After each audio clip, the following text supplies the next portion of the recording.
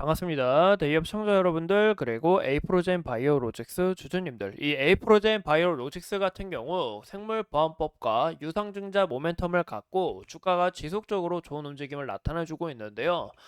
제가 이런 모멘텀을 갖고 주가가 상승하는 것은 굉장히 좋지만 현재 재무 상태가 굉장히 악화되었고 이 CB 발행에 있어서 주식 가치가 흐려지기 때문에 이런 부분은 우리가 좀 주의를 하셔야 되지 않을까라고 생각합니다.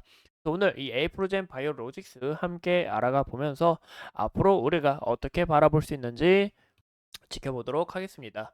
이 보시는 것처럼 이 생물보안법은 이 미국이 중국 바이오 기업들을 견제하기 위해서 생겨난 법이다라고 좀 이야기를 드리고 싶은데요. 이 생물보안법에 대한 이슈가 지속적으로 부각이 되고 무엇보다 이 미국이 이 법을 통해 중국을 글로벌 바이오 공급망에서 퇴출을 할 거고 여기서 수혜를 받는 기업이 바로 이제 우리나라 이 대한민국 기업이 될 거다라는 이런 기대감이 있어서 주가가 굉장히 모멘텀을 받고 상승한 모습을 우리가 확인해 볼 수 있습니다. 이제 생물보안법이 기존 이 MDA라고 이제 국방수권법에 이제 기준 원래 들어야 되는데 여기서 이슈가 나오지 않았다라는 이런 중국 내에서 찌라시가 돌고 현재 미국이 중국 바이오 기업들을 견제하려고 하지만 이로써 좋은 움직임을 나타내지 못한다라는 이런 이슈가 보이기 돼서 생물보안법 관련된 이런 테마 기업들이 주가가 안 좋은 움직임을 나타내 주는데요. 하지만 아직 이 대선 자체가 11월까지 남아 있고 이 이슈는 언제든지 이 연말 전까지 들어갈 수 있는 법안이기 때문에 우리가 지속적으로 이슈가 나올 수 있다는 것도 크게 눈여겨 봐주시면 좋을 것 같습니다. 이 보시는 것처럼 중국 의약품 CDMO 업체인 UCM택이 바이오 USA 행사를 주관하는 미국 바이오 협회에 탈퇴를 하고 우시 바이오로직스 또한 해당 행사에 불참하는 등 이런 중국 기업들을 찾아보기 어렵다라는 부분에서 이 미국이 지속적으로 중국을 견제하면서 이 모멘텀 자체가 더욱 확장될 수 있다라는 것도 우리가 크게 눈여겨 봐주시면 좋을 것 같아요. 이제 에이프로젠 바이오로직스 또한 이런 CMO 기업으로서 좀 같이 테마를 엮이고 주가가 좋은 움직임을 나타내줬는데 이 실질적으로 이 미국 내에서 이 생물보안법 역량을 좀 보여주기 위해서는 이 GMP 그리고 CGMP, EU GMP 등 이런 인증 절차가 필요합니다. 하지만 이런 부분에서는 아직 에이프로젠 바이오로직스가 아쉬운 면모가 있고 현재 여기서 그저 테마성으로 좀 주가가 함께 엮였기 때문에 이런 부분은 우리가 유의하시는 것도 나쁘지 않을까라고 생각이 듭니다.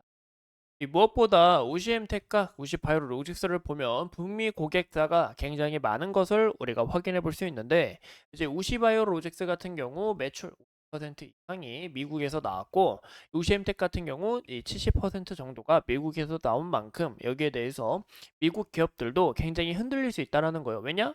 의존성이 너무 컸으니까. 이런 부분에서 이 중소형 바이오텍 기업들이 큰 위기감을 느낄 수 있잖아요. 그런 부분에 있다 보니까 이제 이런 역량을 맞추기 위해서 이런 부분을 맞추기 위해서 국내 중소형 바이오텍 기업들도 이런 CMO, CDMO 기업들이 기대감을 받고 상승할 이력이 있다라는 것도 우리가 함께 눈여겨봐 주시면 좋을 것 같습니다. 무엇보다 이 에이프로젠 바이오로직스 같은 경우 이 유상증자와 저번 주에 이 CB 발행한 것을 우리가 확인해 볼 수 있는데요. 이제 유상증자는 이제 300억을 했고 이런 부분에서 지분 비율이 54.62%래 그리고 자기 자본 대비 7.18% 된다라는 것을 우리가 확인해 볼 수 있어요. 유상증자 같은 경우 대부분 이제 좀 악재로 받아들이는 부분이 많은데 우리가 취득 목적에 대해서 크게 눈여겨 봐주시는 게 좋습니다. 또 무엇보다 제3자 배정 유상증자죠. 이런 부분에서 CDMO 사업 투자와 지배 구조를 개선하고 재무 자체를 다시 서서히 고쳐 이 CDMO, CMO 기업으로서 서서히 성장하겠다라는 이런 모멘텀이 있다 보니까 우리가 좀 지속적인 관찰이 필요하다고 해석해 볼 수 있습니다. 네이프로제 바이오로직스 같은 경우 이 재무 상태가 굉장히 좋지 않은데요. 보시는 것처럼 매출폭은 서서히 늘어나는 것을 우리가 눈여겨볼 수 있지만 이 재무 자체가 더 악화되는 것을 우리가 볼 수가 있죠. 이 재무 자체가 악화되는 부분도 인건비와 판관비 이런 부분에 있어서 크게 지속적인 적자폭이 커져가고 있고 또 원가 자체도 굉장히 좀 개선을 못하다 보니까 재무가 굉장히 악화됐습니다. 이런 부분에서 이 전환사채를 발행했는데 이 전환사채 같은 경우 이 400억과 만기이자율 표면이자율 5%에 이 발행되는 주식수가 3,813만 1,553주로 이 폭 또한 굉장히 크기 때문에 이 주식 가치 수가 흐려지고 이 물량 자체가 커지면서 이런 부분에서는 좀 악재로 나올 수 있다라는 것도 봐주시면 좋을 것 같아요. 근데 무엇보다 이 에이프로젠 바이오로직스의 이 과거의 모습을 보면 이 유상증자와 그리고 감자 등 굉장히 많이 실행을 했습니다. 그래서 이런 부분에서도 이제 기업에 대한 좀 신뢰도가 떨어진다라고 우리가 또 다른 부분에서 해석해 볼 수 있을 것 같아요.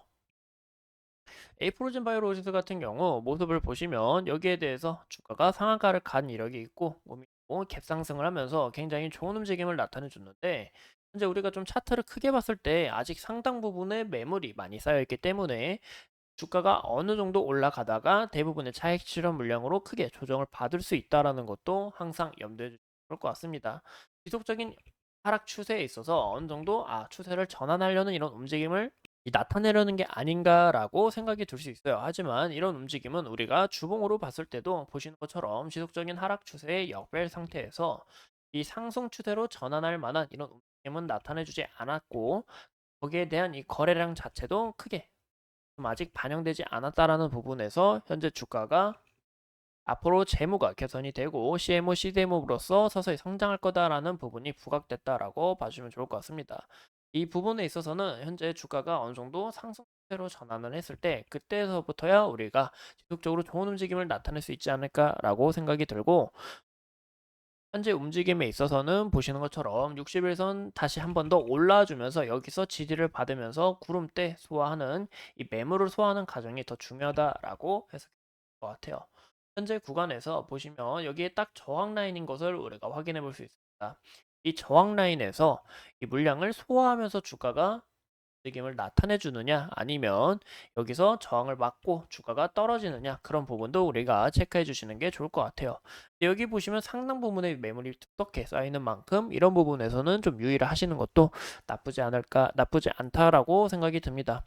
이상 이 에이프로젠 바이오로직스 함께 알아봤고, 현재 이 생물보안법 소외와 그리고 유상증자를 통해서 이 재무 구조를 개선할 거라는 이 기대감으로 주가가 이렇게 좋은 움직임을 나타내주고 있는데, 이런 움직임에 있어서 정확히 상승 추세가 나오는지 그 여부와 지속적으로 이 재무, 이 실적 발표를 체크해 보면서 재무가 악화되진 않는지 이런 여부도 함께 판단해 주시는 게 좋지 않을까라고 생각을 합니다. 이상 이 에프로젠 바이오로직스에 대해서 함께 알아봤고, 앞으로 추가적인 이슈 여러분들과 함께 하면서 끝까지 파헤쳐 보도록 하겠습니다. 오늘도 소중한 시간 내서 영상 시청해 주신 점 감사합니다.